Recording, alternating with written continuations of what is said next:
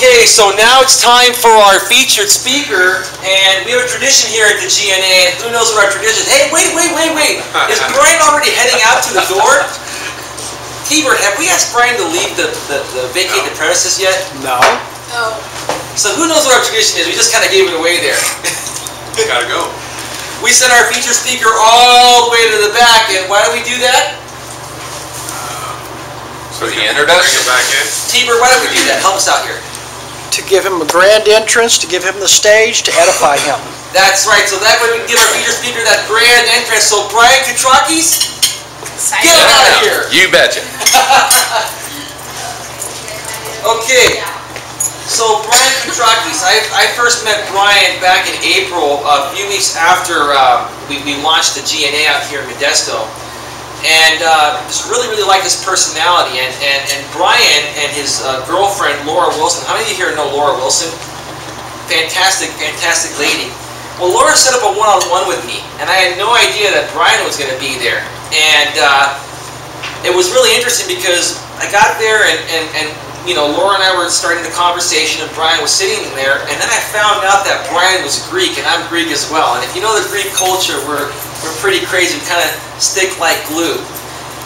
And basically what ended up happening was Laura and I had to reschedule another one-on-one, just her and I, because Brian and I we were so interested in everything. And we love Laura as well too, but you know, when you have the Greek thing going, that's what kind of happens.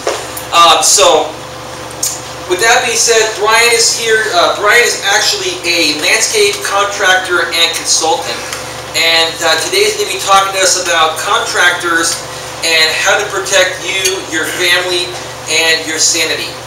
When selecting and hiring for your upcoming projects, you need to be 100% certain of who you are dealing with to prevent from getting scammed, especially in today's rough economy. Today, Brian will discuss the following topics: qualifying contractors, which insurance policies protect you, how to weed out the unlicensed contractors, the risk homeowners take when hiring temporary laborers, and what contractors don't want you to know. And Brian, you're going to be also passing out some material at the very end of the meeting, because I know there's so much to go over that people are going to probably have to contact you for further information after that. So one final thing before we get Brian out here: if you have not had a one-on-one with him or his wonderful lady friend Laura, who's a relationship expert, definitely connect with Brian and Laura. And if you're not connecting with them on Facebook, come see us afterwards, and we'll do what we call the friend suggestion. So without further ado, please give a big warm GNA welcome to Brian Coutrakis!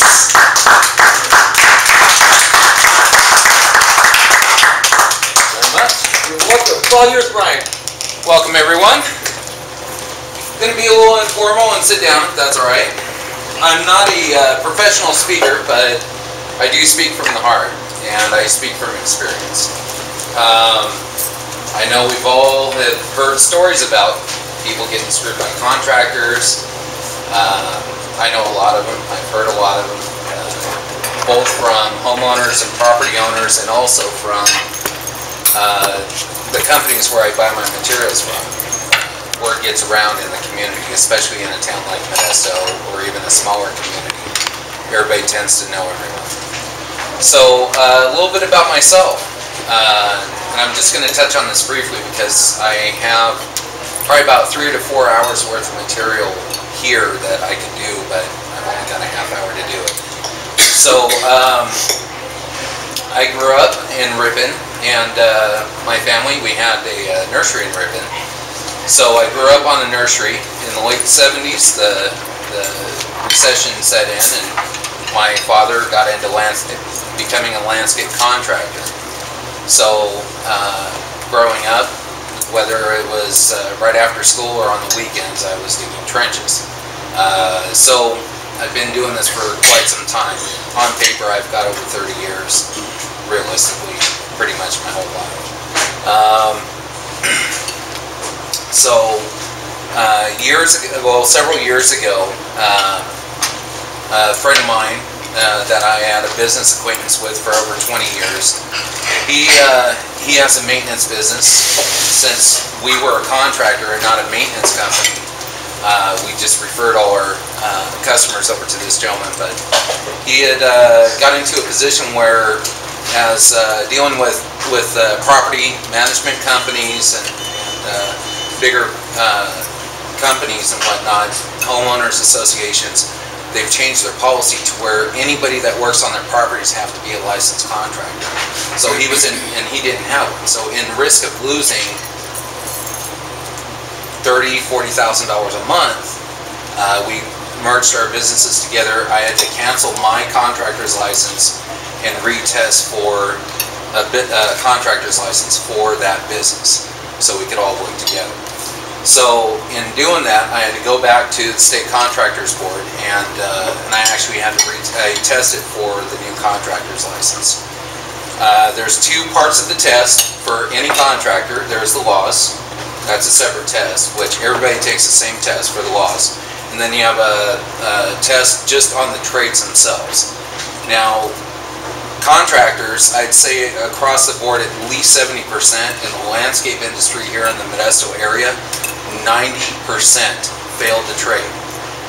And there's a lot of stuff on the test, on the trade side, that may not necessarily pertain to landscaping as what we recognize, but as a landscaper, I deal with electricity, I deal with foundations, I deal with all different facets of it, and without knowing those, that's where a lot of the companies fail.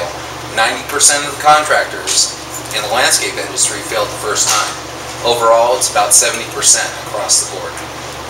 So when I tested, I had finished the law test, took a little break, went back in, took the trade, and I could pass with a 70%. So my theory going in there was, okay, I'll answer all the easy questions and get those out of the way, and then that way I can spend time on the questions that that I'm having issues with. After I finished all the easy questions, there were 100 questions on the test. There was only 10 questions I didn't answer. So I just guessed on it. I knew at that point I had passed. There were 3 officials from the State Contractors Board that approached me at my desk where I was taking the test. I had no idea what was going on, but they made me take off my jacket, made me roll up my sleeves. They thought I was cheating on the test because nobody had gotten such a high score on the test and as quickly as I did. So, needless to say, my qualifications, I know what I'm talking about. And especially with the laws, I've done an extensive amount of research the past couple of years, and it's mostly due to people getting screwed over. I have a problem with that. So I've done work for some big contractors. I've done city parks, multiple acreage, landscape jobs, and I've actually done some work with the Chase banks, the physical banks themselves, not the properties that they repossessed. This is what really spurred my interest in this new venture. And they had a new bank that they were just building. They sent me in there to the district manager of Chase Bank. They sent me in there to assess the landscape and make sure it was done, because they were getting ready to send the final payment to the contractors. Well, needless to say, nothing was functional. Absolutely nothing. So, and I gave them a proposal of $7,000 to repair this new irrigation system. And it just stirred up a huge mess with all the contractors, subcontractors, and everything. And in that process, I was thinking about the homeowners and the property owners that really don't understand the contractual issues, and why, and just came to the conclusion of, well, it's the homeowners need a voice. Property owners need a voice. They need to know their rights. They need to know what to look for in these companies, and how to hire these people. And that's where I'm getting into the educational portion of this presentation. I'm not doing a sales pitch. This is educating. This is just showing you some of the basic fundamentals of how to hire a contractor and what to look for. So with that being said, I'm going to pass out some flyers. this has got a lot of reference material on the next several pages on it, but on the front page I want to go over the contractor. I'm going to refer to an acronym. It's the CSLB, and that stands for the California State License Board. They are the governing official over the contractors. That's who I had to take my test for. And they state, bottom line, any work that's $500 or more, you need a contractor's license if you're doing any home repairs of any sorts. Whether it's a sprinkler irrigation, anything. Now, there's a couple stipulations. Landscape maintenance companies, as to this date, do not need a contractor's license. But when you do hire them, you need to make sure they are insured and bonded. Because if you don't, you will be liable if there is an issue. So bonds, I'll get to that in a little bit when we get over to the next page. Workers at the home improvement stores and the laid-off employees.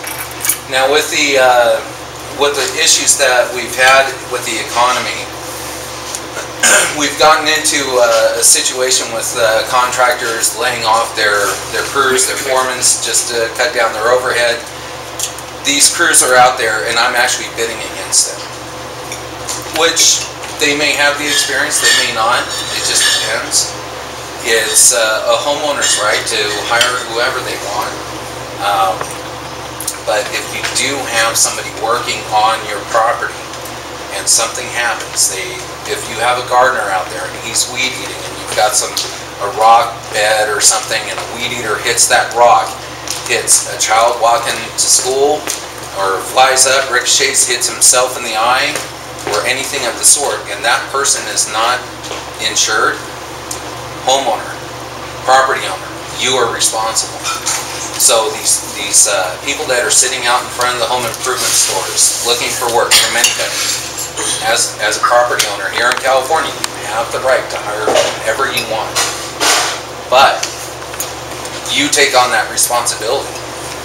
And actually on one of the pages here I have as a headline, homeowner who hires next door neighbor becomes an employer liable for injuries. This is an actual case that happened out in Oakland, and the homeowner, the property owner, lost. The guy fell off the roof. Neighbor had done roofing before, went over there next door doing some work on his neighbor's roof. He fell off, injured himself. There's a multi-million-dollar lawsuit. So he saved maybe $5,000, but he actually had to pay out millions. And his homeowner's insurance did not cover it. So when you take on workers working on your house, anybody that works on your property, you are responsible. Bottom line, you are actually taking on the responsibility of a general contractor for your property. And that's according to the state of California legislature. So by rights, at that point, you are responsible for any workman's comp. You're responsible for any liability insurance, and you'll have to check with your homeowner's insurance to see if that actually is covered. Some policies do, some policies don't. And also, you're responsible as the homeowner and the general contractor at that point for any payroll taxes and everything else. You are taking on your own business at that point. So that's the law. It's not meant to be a scare tactic, but not everybody knows this stuff, and nobody is really promoting this. And so that's why I really want to go into the educational side of hiring a contractor and what to look for, what not to look for. Door-to-door sales. Be very careful of contractors, especially that come door-to-door. If you have a paving contractor, a roofer, or cement contractor that comes up to your door trying to sell their services, pardon me, the person that's doing the selling needs to be registered with the state contractors board. He may not have to be he doesn't necessarily have to be the contractor or the person that's actually licensed, but he needs to be registered with them. So if you really want to get rid of solicitors that come to your door, you ask for the state contractors board license, registration license from the state contractors board. I guarantee you there would. Because there's definitely a lot of that going around. Marketing and advertising, and once again I apologize, there's so much information I could go into, but just trying to squeeze everything into a half hour. The marketing and advertising, the laws that have been put in place, they state that any advertisement, whether it be a business card, vehicles, Facebook, Craigslist, you name it, any type, form, shape of advertisement, they have to show that they are a licensed contractor. If they are not a licensed contractor, that needs to be stated on the advertisement. So these vehicles that are driving around, like all these landscape maintenance companies that don't have a contractor's license, which I venture to say at least 60 to 70% of them aren't, which is fine, but they need to state not a licensed contractor to inform the public that they are not a contractor. It's a method of the state trying to bring awareness of who is and who isn't a contractor, who you can trust, and who has the liabilities and who doesn't. So, and there's different types of, or degrees of penalties for the advertising. If they just don't have anything written out saying not a licensed contractor, if they don't have anything of the sort mentioning unlicensed or licensed, it is a misdemeanor, which pretty much a slap on the wrist at this point. If they put on their advertisement, they say license, and then they have a number, and it's more than 6 digits, typically that is their business license through the state or the county. That is a felony. They need to state that it's unlicensed, what type of license that is. If they don't state what type of license it is, they just put a number on there. I've got a business card here that I just obtained yesterday from a gentleman that I was talking to. It's a business called Antonio's Landscape. At the bottom left corner, he put down license number, and there's a 7-digit number. That is not a contractor's license number. This is actually a felony. So if they catch you twice advertising like this, according to the state contractors board, it's a mandatory 90 days in jail. A lot of people don't understand the severity of what they are doing. So there's the misdemeanor of not putting anything down, which 90% of the trucks and trailers out there don't have anything on there, which the state contractors board is not going to be too concerned about them at this point, unless there is an action against that actual company. Whereas if you falsely advertise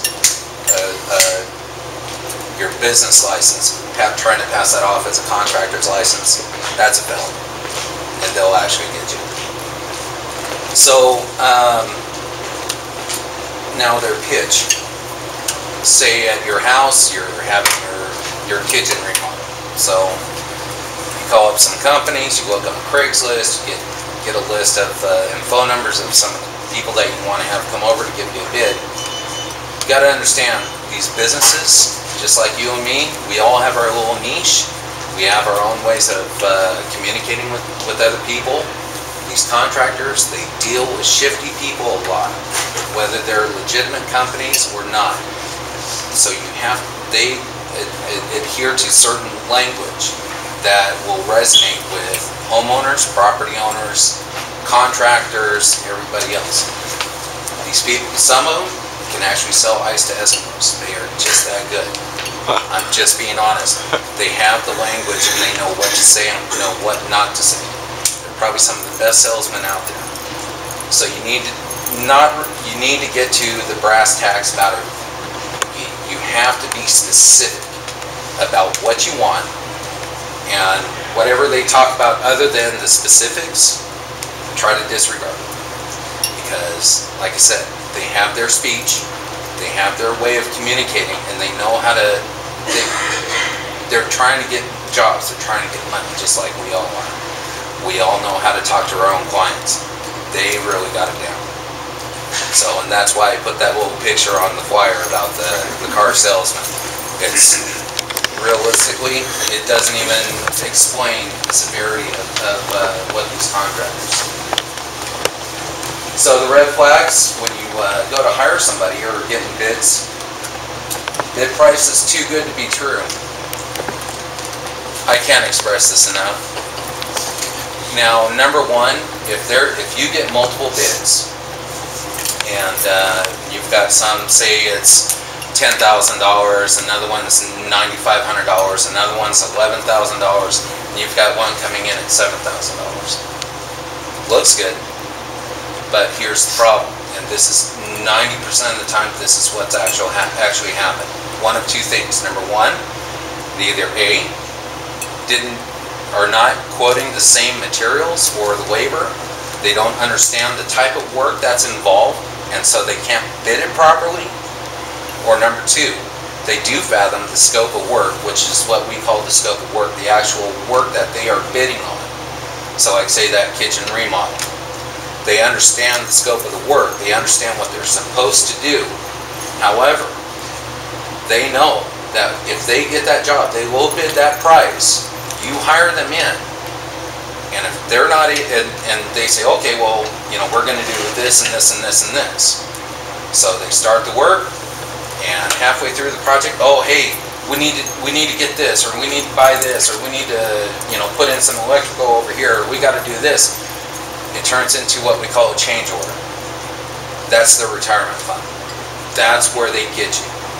Because when you go in and you tell them that they are going to be bidding against other companies, they're going to give you a really competitive bid because they want the job. If you just get one person going in there and giving you a bid and you're not getting multiple bids, sky's the limit. They could sell you on whatever. Now, change orders, you got to be careful with them because they already know they're working there. You're not going to, for anything extra, nobody really thinks to get another bid from somebody else to make sure that their prices are competitive as far as the extra work. So their profit margin goes right through the roof. Instead of 30%, 40% markup, they're doing 100, 150% markup because they know it's not going out to bid anybody else. So on that note, you need to be specific as far as what the scope of the work is. Whether you have a blueprint, you need to be very, very detailed.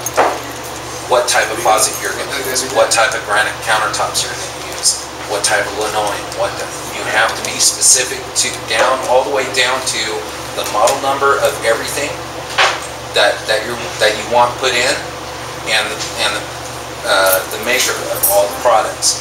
If you don't, you're not going to get accurate bids all the way across, and you can't compare them apples to apples. You're going to be comparing apples to bananas. It's going to be that much difference.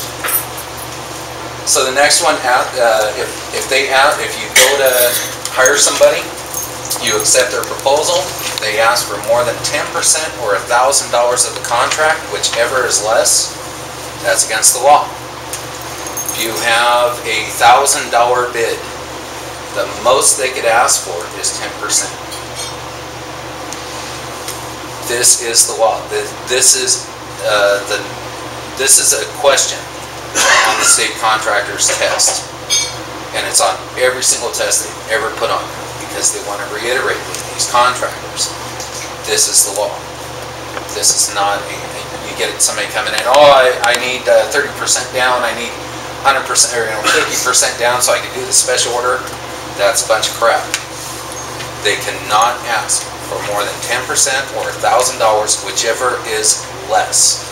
So meaning if your project is $10,000, the most they could ask for is $1,000. If it's under $10,000, it's going to be 10% of whatever it is. So that's to start the job? To start the job. Now, you pay the balance with it. Well, now you get into, at that point, after they get the 10% or $1,000, you need to be specific on the contract is key.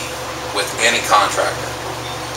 Me, anybody else, doesn't matter who they are.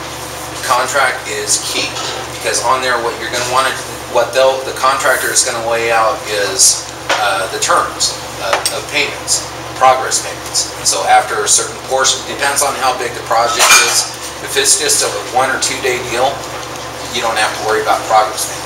But if it's a project like a kitchen remodel that's going to take a month and a half or whatever, they're going to want progress payments, because and at that point they'll say after the sink is installed, or after the granite cabinets or the countertops are put in, the next portion of the money, maybe 30%, 40% at that point. Those are terms that you need to determine before you sign the contract, and you need to be comfortable with it.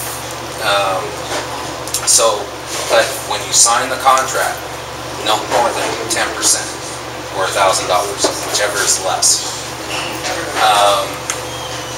If they can't provide insurance, bond, workman's comp documents, I could probably spend a whole day just discussing this issue, to be honest. So could I. Yeah, Elias has an in-depth knowledge of the insurance policies and the bonds.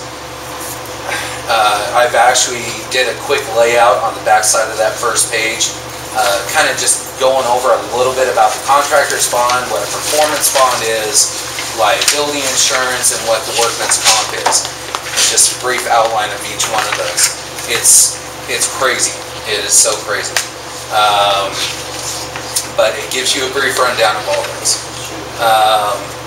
Now, one of the last red flags that I put down there, and there's so many of them, but I wanted to just get a brief rundown of the red flags of hiring selecting a contractor. If they ask for cash or checks written out to them personally and not the business, my goodness. So, if they're asking for you to write the check out to them personally, you know, people are going to do what they're going to do, but that is so. Hand them a W-9 form. Exactly. If you really want to see if they're legitimate, you ask them for their employee identification number before you sign the contract, or even when you go out, when you ask for bids, ask them for their EIN, employee identification number, as they're giving you the proposals, and you'll see how many of them respond with the proposal. You know, a lot of contractors think that property owners don't do 1099s, and most people don't. So that for a contractor, that is a way for them to recoup their taxes at the end of the year. So if you ask them for their EIN, whether you follow through with a 1099 at the end of the year or not for your taxes, the companies that offer it to you more than likely are on the up and up. And I know we're really getting close on time, Elias, right? You're good. Are you going to do the... I was going to go through that, yeah. Yes, go ahead. I wasn't sure what kind of time frame I had, so... Yeah, we need about 10 more minutes or so, or... Yeah, about that. Yeah, are we good? 10 minutes so? Yep, perfect. So, on the flyer, there's more information on it. Please look at it. My phone number is right there on the flyer on every page. Feel free to call me. What I did last night, and this is all information that I just pulled up from last night on Craigslist. And like I said, I only spent maybe 10-15 minutes, and I was able to pull this up. Very big warning. Wally's Construction and JC General Construction, these people got burned. And so they're plastering it all over Facebook. Wally's Construction, and this I've actually seen this on Facebook for the past several months. So it's not something that's actually new, but they're trying to get the word out to property owners that, you know, hey, you got to be really careful Craigslist is one of the worst places to actually find a contractor, believe it or not. And Same for dating too. yeah, I mean, A lot of guys you know, your best bet to hire somebody is going to be through word of mouth.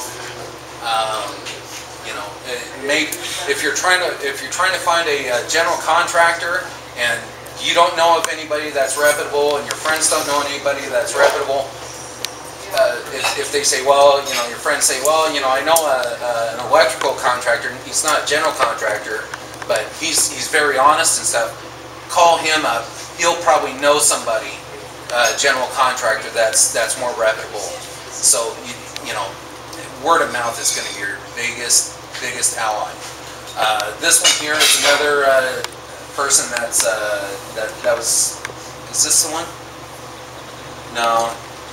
This one here, Carpenter Home Improvements, 30 years experience. Everybody on Facebook is saying 30 years experience, 30 years experience. Okay, well, maybe yes, maybe no. But at the bottom, you know, it says, here, let me get the scroll down here.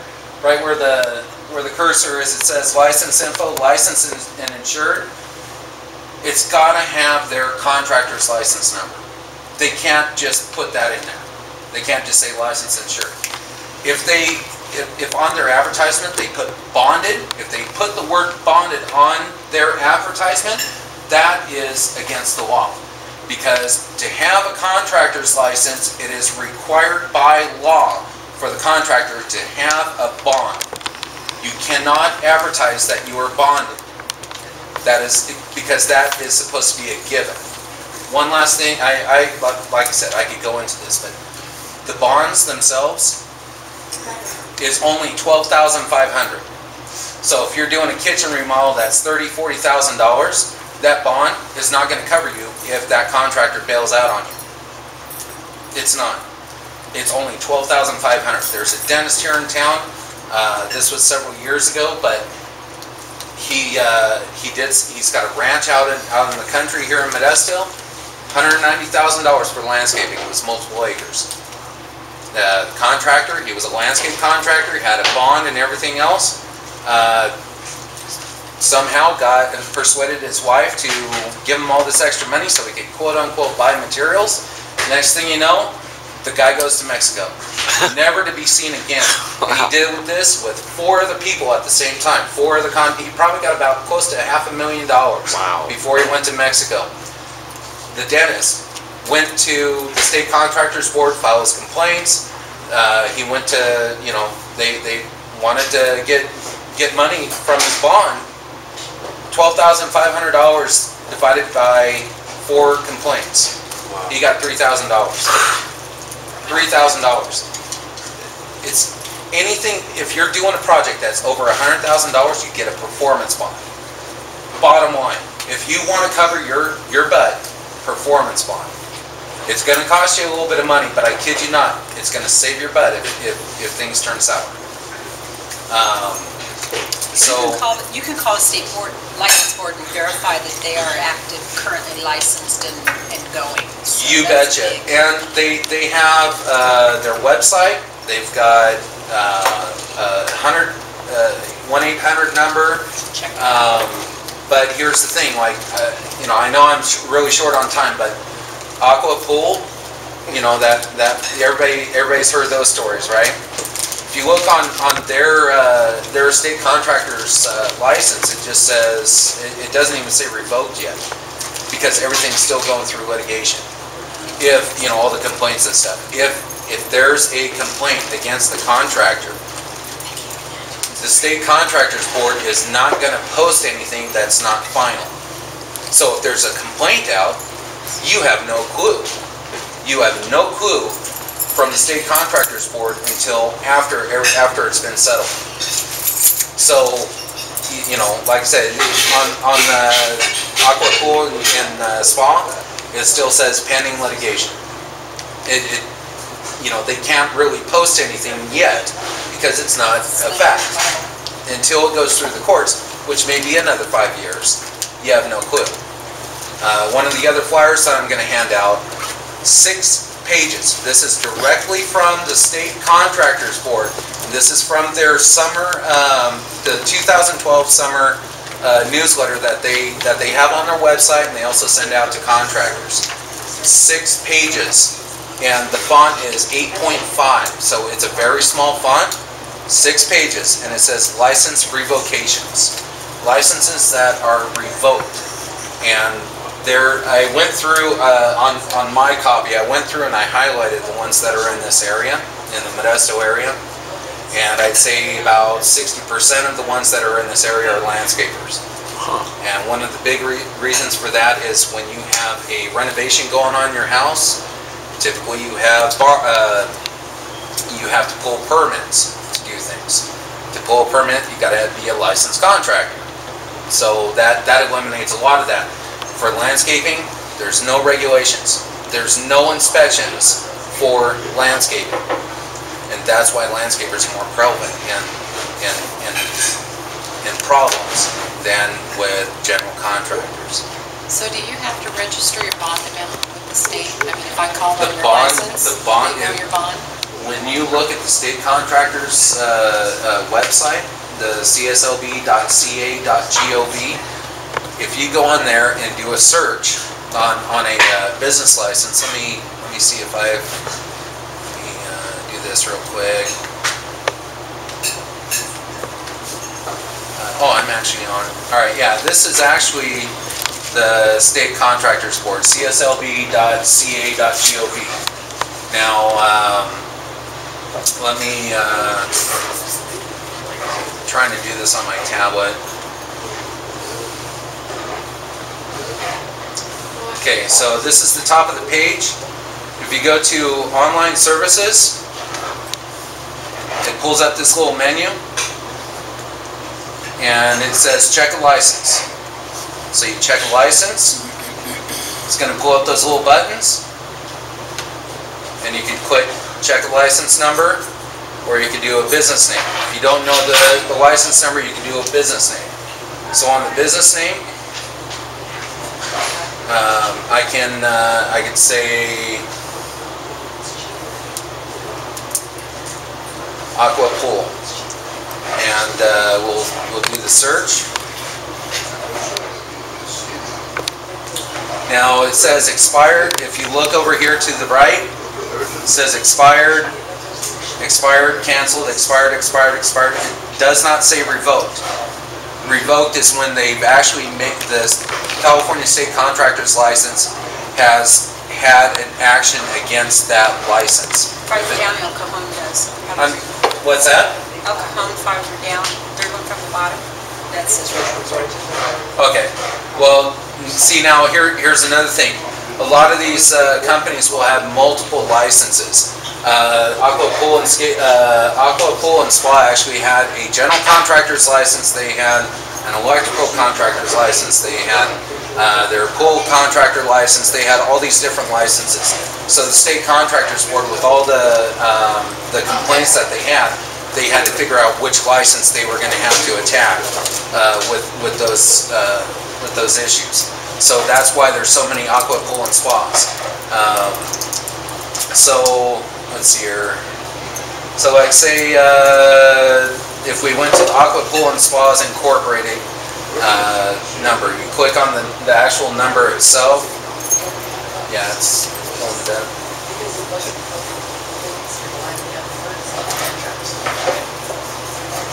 Internet's a little slow right here. Sorry about that. But it's going to pull up another page that maybe not. Double click it again, maybe it didn't register. There we go. So if we, as we're looking at this, it shows you the classifications of the license: general building contractor, swimming pool contractor, and electrical contractor. It says right here the license is, this license filed a contractor's bond with Travelers Casualty and Surety. There's the bond number. If you notice, the bond amount is $12,500. If you think about it, all the complaints and all the problems that they've had, their bond is only $12,500. Between So they may get $10 maybe. I don't know. It's hard to say how many complaints there were. But if you look up, it says expired. You know, license status expired. This license is expired and not able to contract at this time, pending disciplinary actions. And it has the accusations. If you click on that, it just gives you a description of what their definitions of the accusations is. But if you look at the complaint disclosures, if you click on that, then it's going to pull up what is against that contractor's license. So if we click on the case number, this is what that particular license has, you know, what the violations are. Abandonment without legal excuse of any construction project, exceeds contract amount, contractor has received or requested more money than work completed, failed to pay for materials or services, and departed from trade standards. Now this is very minor violations compared to some of the other ones that I've seen from Aqua Pool and Spas, but typical property owners have never seen this page before. Never. Because they don't do the research. When you hire somebody, you are not you don't know who you're bringing in. One of the last contractor stings from the State Contractors Board, there were several of them. They do about 2 a week is what I gathered from the State Contractors Board. They do 2 stings a week throughout California. So sometimes it's in this area, sometimes it's not. The last time they did, they actually arrest, you know, they try to catch unlicensed contractors, but they actually caught 2 felons. They caught and this is in the same area. I think it's Fairfield maybe, if I'm not mistaken. They caught 2 felons that had warrants out for their arrest. They got one guy that was in violation of he was a sex offender, and he had a warrant out for his arrest. I mean, these people that are doing these works, that are on Craigslist posting this stuff, you gotta be careful. You have no clue who you're getting in there. No clue whatsoever. Don't you have to be fingerprinted for your contractors? You have to have a live scan, and it goes through an FBI check. So yes, if they're not licensed, you have no idea who you're getting in. Not saying that contractors are really gonna give you that much better product or a finished product, but at least you have some sort of legal recourse. So I do have a ton of information, obviously, but I want to thank you so much for your time. And if you ever have, yes. What do you think of Angie's List? Angie's List, you could fall into the same problems. In Angie's List, there's Service Magic, there's a lot of different companies, online companies that, you know, referral based for contractors. They do the initial check. I was actually on Service Magic for a while, but once they qualify you as a contractor, they never recheck your licenses. And there's companies that have been on there for multiple years, you know, 10 years or whatever. So once again, even if Angie's List say they're a great contractor, get references from everybody that you get and call those people. You find out from the people that these contractors have done work before. Find out from them, did they finish the job on time? Did you have a lot of change orders? If there's a lot of change orders, big red flag, because they're out to screw you. They're not there to, you know, everybody wants to make money. But like I said, once they're in a contract with you and they're looking to, you know, and there's a change order, their profit margin is just going through the roof because they got you. They got you. So you really have to be careful. Anybody else at this point? Like I said, I'm on Facebook. I have a website. It's called thelandscapepro.com. If you have any questions, my cell phone number is on the flyer. Business number is on the flyer. If you have any questions, if you're looking to hire somebody and you need some help, give me a call. Thank you very much. Brian, that was awesome. Give Brian a big round of applause. as promised, 6 pages of contractors that their licenses has been revoked within the past year.